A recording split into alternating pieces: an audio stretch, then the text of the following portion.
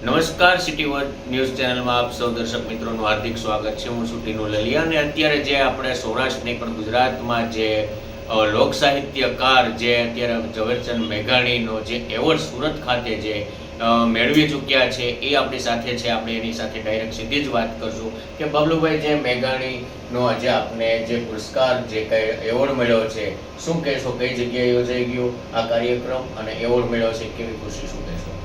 હવે નલિયા સાહેબ, એમાં એવું છે કે આ એવોર્ડ મને કોઈ આશા નહોતી, પણ જીટીપીએલ ચેનલ અને દિવ્યાંગ ન્યૂઝ, અમારે હિતેશભાઈ રાઠોડ અને જીટીપીએલનો સ્ટાફ, એનો મારી પર અનન્ય પ્રેમ હશે જે કાંઈ હોય. પણ એમનો મને ફોન આવ્યો અને એ જે મને ખુશી થઈ છે, દિલથી મને એમ થયું કે આ કદાચ અશક્ય હોય, પણ મને એવોર્ડમાં પસંદગી થઈ અને ત્યાંનો લોકલ ચેનલો અને એ લોકોએ મને ગયા પછી જે પ્રેમ મળ્યો. અને ગેહલોત સાહેબ, જે સુરતના હાલના પોલીસ કમિશનર છે, એ પોલીસ કમિશનર ગેહલોત સાહેબ, પછી ત્યાંના પદ્મશ્રી એવોર્ડ જે કોઈ હતા મહાનુભાવો, એણે જે મને રૂબરૂ જે પ્રેમ આપ્યો ટીનુભાઈ, એ ગજબનો પ્રેમ મને મળ્યો છે.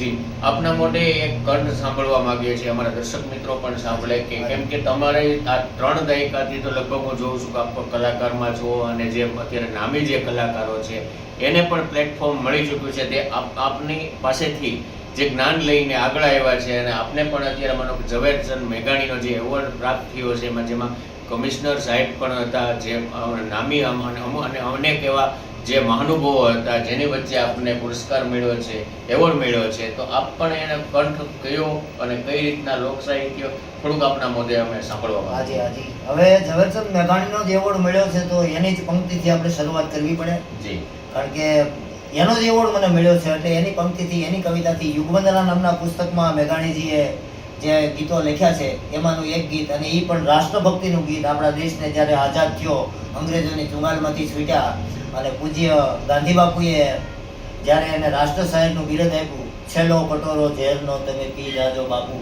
એ કવિતા પણ એમને લખેલી. અને કવિ કાગ ભગત બાપુ જેને આપણે કહીએ છીએ, એણે પણ એક શ્રદ્ધાંજલિ મેઘાણીજીને આપેલી કે એના શબ્દો એવા છે, ચાલુ રાખો, કોઈ ઇશ્યુ નથી.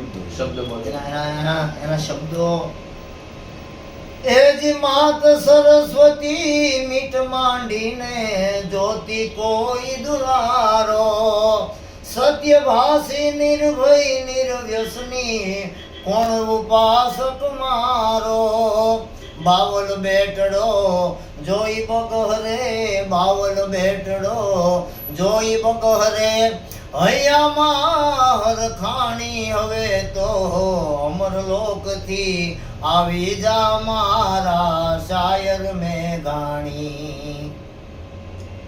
જી, આ હતી બાબલુભાઈ ધાદલ, જે ધારી નહીં પણ જે સૌરાષ્ટ્ર ગુજરાતનું જે ગૌરવ, એટલે કે માનો કે ઝવેરચંદ મેઘાણી એવોર્ડ જે પ્રાપ્ત કરી ચૂક્યા છે બાબલુભાઈ ધાદલ, તેને આપણે રૂબરૂ અત્યારે માનો કે આપણે એને સાંભળ્યા, કેટલો એનો કંઠ અત્યારે માનો કે પહાડી અવાજ અને જે એની જે શૈલી છે જે વાત કરવાની, તે પણ એક સારી એવી લાગી રહી છે. Tinu Laliya, City World News, ધારી.